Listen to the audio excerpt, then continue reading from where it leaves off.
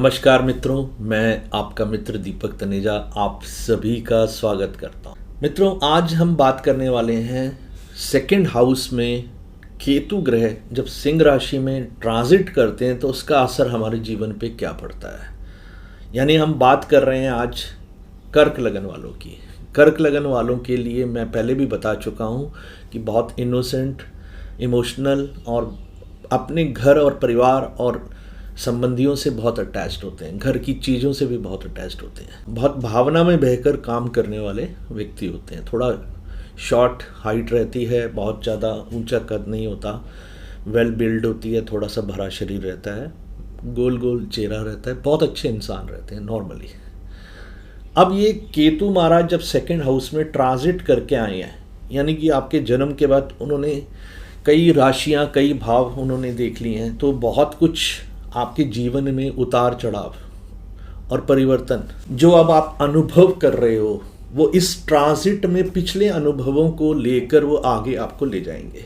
ये एक स्ट्रॉन्ग कार्मिक बंधन है जिसका हमारे जीवन पे बहुत ही गहरा असर होता है, और ये हमारे वाणी पर, हमारी भाषा पर, हमारे चेहरे पर, हमारे भोजन के तरीके पर, हमारे कुटुंब पर, हमारे धन भाव पर, हमारे संस्कारों पर, ये हमारे फैमिली कर्म और सेल्फ वर्थ को भी स्ट्रांगली इंडिकेट करता है। अब हम जानते ही हैं केतु तो डिटैचमेंट का प्लैनेट है, स्पिरिचुअलिटी, ऑकल्ट, लॉ और मोक्ष का कारक ग्रह है। जब हम जानते हैं कि ये एंडिंग करने का काम करता है और इसकी एक तेज धार जो एक हथियार होता है उस तरह की एजेस होती हैं, तो ये सेकंड हाउस में बैठकर एक तो जो हमारी वॉइस होती है उसको एक स्पेशल टोन देता है। या तो ये टोन आपकी आध्यात्मिकता से भर जाएगी और उच्च स्तर पे ले जाकर आपसे आध्यात्मिक जो है शब्दों का उपयोग और ऐसी डीप स्पिरिचुअल बॉन्डिंग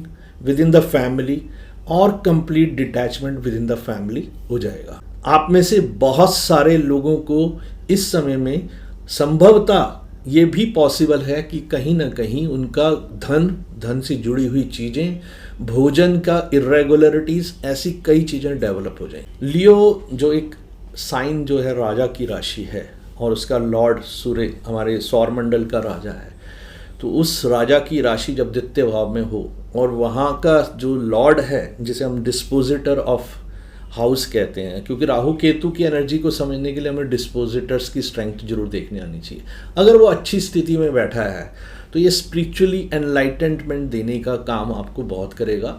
डेप्थ में बॉन्डिंग, आपकी एक स्पिरिचुअल लेवल की bonding within the family, आपकी वैल्यूज़ जो होंगी, फैमिली वैल्यूज़ जो आपको संस्कार मिले हैं, वो बहुत ही गहरे और बहुत प्योर और बहुत अच्छे होंगे। दूसरी जगह पे अगर सूर्य की स्थिति खराब है तो ये आपको वायलेंट बनाएगा।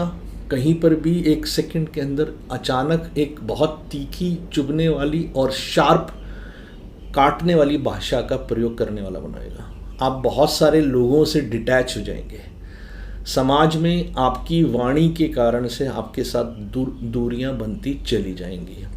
तो हम जैसे जानते हैं केतु एक ऐसे राक्षस का धड़ है जिसके ऊपर सिर नहीं है, तो अक्सर ये जहाँ बैठता है कि अगर एनर्जी को हमने सही से हैंडल नहीं करा तो ये हेडलेस बना देता है व्यक्ति को, यानी वो सोचना समझना बंद कर देता है। एमलेसली, होपलेसली लाइफ में वो किसी भी दिशा में चल जाएगा। बोलते समय, क्योंकि द्वितीय भाव है तो बोलते समय भी यहाँ पर एमलेसली और होपलेसली बात करेंगे, दिशाहीनता होगी, पैसों से डिटैचमेंट हो जाएगी, परिवार से डिटैचमेंट हो। बट अगर यही एनर्जी को आपने अच्छे से बैलेंस करके ठीक दिशा दे दी तो ये एनर्जी अब आपकी एक दिशा लिए हुए एनर्जी है जो आपको ये सिखाएगी कि कहाँ, कैसे और क्या करना चाहिए कि ये आपके लिए पताका का काम करे, स्पिरिचुअली ग्रो करा दे और आपके शब्दों की वैल्यू समाज में बहुत ही गहरी और बहुत प्रभावशाली होगी। हम सभी जानते हैं कि एक समय था जब शब्दों की वैल्यू कागज से ज़्यादा होती थी, आज कागज की वैल्यू हो गई है, शब्दों की वैल्यू नहीं रही। तो ये फिर भी आपके प्रति समाज में एक ऐसा व्यक्तित्व का निर्माण करने में सहायता देगी कि समाज में लोग आपके शब्दों की वैल्यू को बहुत इम्पोर्टेंस देंगे। वो कहेंगे कि अगर ये शब्द उन्होंने कहे हैं तो इसका महत्व है। अब केतु की एक और बड़ी स्पेशल चीज़ रहती है कि वो या तो ऊंचाइयों पे पहुंचाने का काम करता है, नहीं तो मैंने बताया कि वो उसकी तेज़ धारदार हथियार वाली जो एजेस होती हैं बहुत शार्प होती हैं। अब ये फाइनेंस का हाउस है, तो या तो आपको डिटैचमेंट ही हो जाएगी, पैसों से कोई आपका मोह नहीं होगा। आप या तो अगर पैसा कमाना भी चाहेंगे तो चाहेंगे कि कोई ऑकल्ट मिस्टिक लाइंस के थ्रू या आपकी स्पिरिचुअल लाइंस के थ्रू आप लोगों को हेल्प करते हुए कमा लें। अन्यथा ये कई बारी ऐसा होता है कि अगर आप किसी और कार्य में लगेंगे तो ये आपके पैसे को तोड़ तोड़ कर काट काट के लेके आएगा। बहुत संभव है कि आपकी स्वयं की तो कोई अटैचमेंट ही ना हो उस पैसे के प्रति। ये परिवारों के कारण से कई बार हम अपने जो होता है कर्तव्यों के लिए हम चाहते हैं कि भाई अपने परिवार के प्रति हमारी जो रिस्पॉन्सिबिलिटी होती है वो हम अच्छे से निभाएं, तो इस भावना से आप शायद कुछ उस तरफ आकर्षित रहें। अन्यथा आप स्वयं के लिए उन पैसों के प्रति कभी भी आकर्षित नहीं होंगे। ये पूरे 18 महीने का समय इसी प्रकार का रहने वाला है। तो ये देखेंगे कि कुछ लोग जो हैं वो आपका पैसा नहीं देंगे या तोड़ तोड़ के देंगे, तो ऐसी भी संभावना रहेगी। बट आप में से जो लोग ऑकल्ट लॉ या स्पिरिचुअलिटी से या मिस्टिक लाइन में किसी भी तरीके से जुड़े हुए होंगे, उनके साथ इसमें कुछ कमी नज़र आएगी। वो आसानी से अपना पैसा स्वाभिमान रूप से प्रतिष्ठा अर्जित करते हुए वो प्राप्त करेंगे और जीवन में समाज में भी उनकी सम्मान की स्थिति रहेगी। अभी एक बहुत सबसे इम्पॉर्टेंट चीज़ जो होती है, क्योंकि लियो साइन है, राजा की राशि है, तो प्राइड और केयरिंग बहुत होते हैं। यहाँ लियो साइन होने का सिंपल सा मतलब यही है कि protective, caring and serving towards the family होगा व्यक्ति। ये तभी ऐसा होगा जब अगर यहाँ का लॉर्ड अच्छी स्थिति में बैठा हो, यानी कि केंद्र या त्रिकोण में या अपनी उच्च राशि के अंदर बैठा हुआ होगा, तो निश्चित रूप से ऐसा व्यक्ति अवश्य ही बहुत अच्छे से अपने कर्तव्यों का निर्वाह करने वाला होगा। अन्यथा ये ईगो प्राइड को इतना बढ़ा देगा कि इंसान कहीं पर भी खड़ा होगा तो कुछ भी बोलते समय विचार नहीं करेगा और सिर्फ ईगो या सेल्फ प्रमोशन में ही लगा रहने के कारण से उसका सम्मान भी चला जाएगा। तो ये सूर्य की स्थिति इस कुंडली में बहुत इंपॉर्टेंट है, क्योंकि डिस्पोजिटर है केतु महाराज का। अगर वो वीक है तो आपके जीवन में संघर्ष और परेशानियां निश्चित रूप से आएंगी। आपका नाम यश कीर्ति बिल्कुल नहीं होने वाला, जो कि मिलना चाहिए था। सूर्य की राशि में बैठा हुआ केतु है और सरकार और सरकारी लोगों से सहयोग होना चाहिए था, ये सब नहीं मिलेंगे। अब उल्टा आपको उसमें दिशाहीनता और किसी प्रकार की सफलता ना प्राप्त होने की स्थिति भी समझ में आएगी। क्यों हो रही है? आपकी अपनी क्रिएटिविटी, सेल्फ एक्सप्रेशन और जो आपकी जो एक्सट्रीम गुड नॉलेज है या इंटेलिजेंस है, उसके ऊपर भी काफ़ी नेगेटिव असर पड़ेगा। वो होते हुए भी आप कोई सही दिशा उसे नहीं दे पाए। अब सेकंड हाउस है, तो अगर एक शुभ केतु है, स्ट्रॉन्ग केतु है, पॉजिटिव केतु है, तो आप अपनी फैमिली बैकग्राउंड्स को लेकर बहुत प्राउड फील करेंगे और दुनिया में अपनी उस फैमिली जो लाइनेज है उसका नाम लेकर बोलेंगे कि मैं उनके वंश से हूँ, उनका पुत्र हूँ, उनका पोता हूँ। इस प्रकार से आप अपना इंट्रोडक्शन देंगे और सफलता आपके सर पे चढ़ के बोलेगी। आपकी वाणी में उस कॉन्फिडेंस नज़र आएगा। अगर ये खराब है तो ये नहीं होगा। पॉजिटिव केतु होने पर लियो साइन में इंसाइटफुलनेस होगी, मिस्टिकल वॉइस होगी, क्लैरिटी ऑफ थॉट्स होंगे और जो आप बात कहना चाहते हैं दूसरों को संदेश देने में आपको कभी दिक्कत नहीं आएगी। इसके साथ साथ आप जो बारीकी से बारीकी चीज़ों की अंडरस्टैंड करके आप टू द पॉइंट बात करेंगे, कभी इधर उधर घुमा कर बातों को नहीं रखेंगे, सीधी स्ट्रेट बात बोलकर अपनी बात को समझाने की कोशिश करेंगे। जैसे जैसे इंसान की स्पिरिचुअल ग्रोथ होती है तो ऐसे में व्यक्ति क्या करता है कि या तो वो अनावश्यक विषयों में चुप्पी साध लेता है या जब बोलेगा तो वो इतना राइटियस और इतना प्रभावशाली बात करेगा किसी भी सामने वाले के लिए किसी भी प्रकार की बहस की कोई स्थिति उत्पन्न नहीं होगी और वह स्वयं स्वीकारेगा कि सामने वाले की बात ज़्यादा उचित थी, इसीलिए वो आपको आदर भी देगा और आपकी बात का मान भी रखेगा। ये केतु आपको मेटेरियलिस्टिक ग्रीड जो होती है अंदर डेवलप होने से बचाएगा, आपको रोकेगा कि किसी प्रकार से भी स्वार्थ और लालच को ऊपर रखकर आगे कोई भी काम ना करें। पूर्व में भी मेरा अनुभव है बहुत सारी कुंडलियों पे, जब ऐसा ट्रांजिट आया था सेकंड हाउस से, तो वहाँ पर उनके अंदर किसी प्रकार की ग्रीड नहीं रही थी। जिन जिन लोगों ने अपने को उस समय भी ग्रीड में रखा था, उनके बहुत सारे पैसे मारे गए थे या डूब गए थे, और जिन्होंने नहीं रखा था उनका पैसा आध्यात्मिक मार्ग से, सात्विक मार्ग से और ऑकल्ट के थ्रू, यानी कि एस्ट्रोलॉजी और इसी टाइप की जो गूढ़ विद्याएं होती हैं, मिस्टिकल साइंस होती हैं, उनके माध्यम से उनको प्राप्त होता रहा। और इवन ईश्वरीय कृपा रही, आपके शब्दों में वो जादू रहेगा जो सबको सम्मोहित करके आपकी बात को सुनने की प्रेरणा दे। ऐसे में आप लग्जरी से ज़्यादा ट्रुथ की तरफ चलने वाला बनने की कोशिश करेंगे और आपको समाज में कोई और प्रकार की प्रतिष्ठा की इच्छा ही नहीं होगी। आपको यही होगा कि जैसा हूँ मुझे इसी प्रकार से और बेहतर बनना है, ना कि मुझे पैसे या लग्जरीज के लिए भागना है। देखिए, केतु हमारी पूर्व जन्मों की यात्राओं के बारे में बताता है, और जहाँ हमारी लगन कुंडली में बैठता है वो बताता है कि हमने यहाँ तक की जर्नी में जो पिछले जन्मों में सीख लिया है। ट्रांजिट का केतु ये बताता है कि इस जन्म में भी जब जो गोचर में और पूर्व जन्मों के अनुभवों के आधार पर इस जन्म में हमने क्या क्या सीखा है, ट्रांजिट के आधार पर ये सिखाता है कि हमारे जीवन में इस समय हमारे पास क्या अनुभव है। और जितनी डेप्थ में स्पिरिचुअली हमारी ग्रोथ हुई होती है, यानी कि हमारी emotional, mental and social life के साथ साथ हमारी स्पिरिचुअल ग्रोथ भी अगर हुई होती है, तो ये हमें और बेटर व्यक्तित्व बनाकर समाज में एक सफलता देने का काम करता है। पास्ट लाइफ में तो जो सीखा हम जानते ही हैं, अब यहाँ पर भी हम कुछ सीख के आए हैं, और ये केतु की एक्सपेक्टेशन है कि अब जो हम सीख चुके हैं तो अपने आप को एक बड़े पर्दे के लिए तैयार कीजिए और जानिए कि आपको ईश्वर ने यहाँ पर क्यों भेजा है। इस जन्म में ईश्वर आपसे क्या चाहते हैं, तो वाई आई एम बॉर्न, मेरा जन्म क्यों हुआ, जैसे मैंने अभी पिछले वीडियो में भी बताया था, तो आज मैं फिर रिपीट कर रहा हूँ। ये राहु केतु हमें अपने आप को अपने आप से जोड़ने का काम बहुत गहरे तक करते हैं। हमारे कार्मिक जो बंधन हैं उनसे जुड़े हुए विषयों में हमारी एनलाइटमेंट करके हमें सिखाते हैं कि कैसे हम विषयों से हटकर जीवन में सफलता प्राप्त कर सकते। सेकंड हाउस जो है बैंक का या हमारे फाइनेंसिस का, फाइनेंसिस मतलब सिर्फ पैसा नहीं होता, कर्मा का जो फाइनेंस है जो हमने इकट्ठा करा है, कर्मों का जो बंधन है, जो कर्मों की पूंजी है, जमा पूंजी है जो हमने सेकंड हाउस में इकट्ठी करी हुई है, उस जमा पूंजी का भी हमारे इस जीवन में क्या पॉजिटिव क्या नेगेटिव असर होना है वो हमारे केतु महाराज हमें बताते हैं। और सूर्य की स्थिति किस प्रकार की है, यहाँ पर केतु के डिस्पोजिटर सूर्य भगवान है।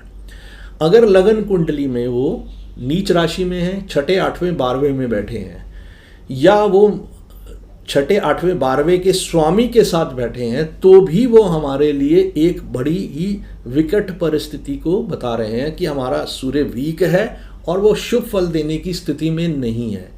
तो यहाँ हम स्पिरिचुअली ग्रो करने की बजाय एक frustrated, aimless, hopeless and directionless व्यक्तित्व बन के हर जगह खड़े होकर छोटी छोटी बात पे मारपीट करने वाले या झगड़ालू प्रवृत्ति के भी हो सकते हैं, या हमारे में सेल्फ एस्टीम ही ना रहे कि हमारा बार बार अपमान होने पर भी हम फिर बार बार वहीं पर जाके खड़े हो जाते हैं, दूसरे हमें अपमानित करते हैं और फिर हम उनके साथ ही खड़े हो जाते हैं।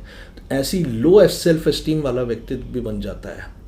तो ये सब चीज़ें हमें अपनी कुंडली में पहले लगन कुंडली की स्थिति को जरूर देख लेना चाहिए, उसके बाद हमें कंक्लूजन्स पे जाना चाहिए। जैसा मैंने अभी आपको बताया, सूर्य के वीक होने पे हमारे पिता से, पुत्र से संबंधों में समस्याएं आएंगी, शासन तंत्र से, सरकार से हमारी बहुत समस्याएं रहेंगी, हमें बार बार टैक्सेशन से रिलेटेड मैटर्स में भी प्रॉब्लम आएगी, वाणी दोष अगर हमारा रहा तो हम बहुत गहरे चोट खाने की स्थिति में रहेंगे। एक और मैं बहुत ही गंभीर बात यहाँ पे कहना चाहूँगा, कि ऐसे में अगर हमारी कुंडली का सूर्य अगर वीक है तो संभवतः हमें बोलते समय 4 बारी सोच के बात करनी चाहिए। अगर वीक हुआ तो हमारे जीवन की हर चीज़ के लिए संघर्ष करना पड़ेगा। ये हमारे मुंह से निकले हुए शब्द केवल और केवल तहस नहस करने का काम करेंगे, जिसकी खमियाजा हमें ही भुगतना है, जिसकी कीमत हमें ही चुकाना। हमारी बॉन्डिंग फादर से भी नहीं बनेगी। मान सम्मान तो मैंने पहले ही बताया कि बहुत ही हमेशा कहीं ना कहीं अपमानित होते रहना पड़ेगा। अपने सूर्य को ठीक करिए, उसको जल दीजिए। सूर्य गायत्री मंत्र का जाप करें। ओम जल देते समय ओम घृणी सूर्य आदित्याय नमः का जाप करें, और आदित्य हृदय स्रोत का पाठ करने से आपका सूर्य अच्छा होगा। गायत्री मंत्र का जाप करने से, गायत्री हवन करने से केतु की इन डेप्थ इन बिल्ट जो एनर्जी है वो आपके लिए फेवरेबल हो जाएगी। अब ये फैमिली हाउस भी तो है, फैमिली क्लैशेस होंगी, एक दूसरे की हर बात पे बुरा लगेगा, छोटी छोटी बात पे लड़ाई होती रहेगी। स्पेशली आपके जो अपने बिल्कुल जो अपने बच्चे हैं और पत्नी और परिवार के लोग हैं, उनकी हर बात आपको बुरी लगेगी। जैसे ही वो कुछ बोलेंगे आप उत्तेजित होकर एकदम से अपना बिल्कुल सोचे समझे बगैर रिएक्शंस जो हैं गंदे, खराब और बहुत ही बुरे वाले होंगे। क्रोध जिसमें इंसान सोच समझ नहीं पाता, उस प्रकार का रहेगा। आप ब्लंट हो सकते हो, आउटस्पोकन हो सकते हो, जानबूझ के भी आप बोलने की कोशिश करेंगे कि मुझे तो चुपाना है, देखो मैं कितनी ज़्यादा बुरी से बुरी बात बोल सकता हूँ, कितनी लाउड और कितनी हर्ट करने वाली बात बोल सकते। नहीं तो आप स्वयं ही नहीं जानते होंगे कि आप क्या बोलना चाहते हैं। मैंने बोला ना, क्लियरिटी ऑफ थॉट्स चला जाता है। तो यहाँ क्लियरिटी ऑफ थॉट्स एक बार चला गया तो आपकी बातचीत जो होगी वो कंफ्यूज्ड होगी, कहाँ से शुरू होगी कहाँ जाएगी, वो आप देखेंगे कि कोई क्लियरिटी ऑफ थॉट्स आपकी बातचीत में नहीं है। रूड, इंसल्टिंग एंड सरकास्टिक भाषा का भी प्रयोग हो सकता है। मोस्ट डिस्ट्रॉइंग एंड दूसरों के सम्मान को हर्ट करने वाली सरकास्टिक भाषा का भी प्रयोग हो सकता है। ये मैं नेगेटिव सेंस में बात कर रहा हूँ। एक बारी स्पिरिचुअली ग्रोन व्यक्तित्व अगर डेवलप किसी का है तो वो जब बोलेगा तो वो प्रकृति भी उसके साथ में म्यूज़िक देकर बात करेगी। यहीं से आप अपनी हीलिंग का काम भी सीख सकते हैं। आपके शब्दों में वो म्यूज़िक होगा, वो जादू होगा जो किसी को भी हील कर सकता है, किसी को भी दिशा दे सकता है, किसी के भी कष्ट दूर कर सकता है।